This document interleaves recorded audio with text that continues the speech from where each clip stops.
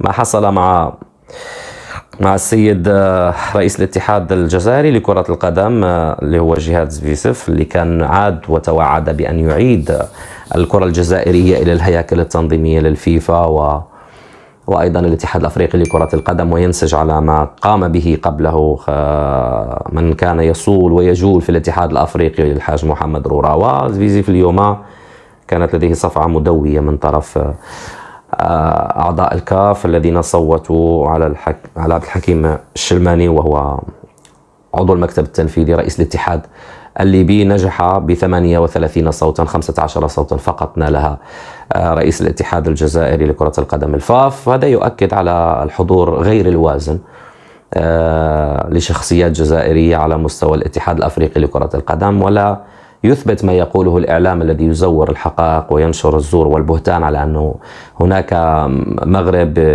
يحاول أن يسيطر، أن يهيمن ويبعد الجزائر عن الهياكل التنظيمية للكاف. المنافسة كانت لكم مع السيد عبد الحكيم ليبي رئيس الاتحاد الليبي، حكم سابق. لم تكن لكم منافسة مع مرشح مغربي، وبالتالي آثر الأفارقة أن يصوتوا على الليبي. واليوم يمكن أن تراجعوا بعض الأوراق، لأنكم ربما لم تعودوا لديكم تلك الحظوة داخل هيئات الاتحاد الأفريقي، وحتى على المستوى العلاقات مع الدول الأفريقية. ها نحن نشاهد ليبيا التي تعيش على وقع أزمة، ليبيا لا دولة، باقي المؤسسات غير مكتملة، ومرشحها يتمكن من الظفر بمقعد داخل اللجنة التنفيذية للكاف أمام مرشح الجزائر، وبنسبة تصويت يعني دبل، يعني ضعف ما حصده جهيد حصده عبد الحكيم. فهذا ربما يجعلكم تعيدون النظر في أمور كثيرة وكثيرة جدا، والابتعاد عن نظرية المؤامرة من أجل بناء ممارسة جيدة في الكرة الجزائرية، وعودة أيضا الأسماء الجزائرية إلى عالم التسيير على المستوى الأفريقي وأيضا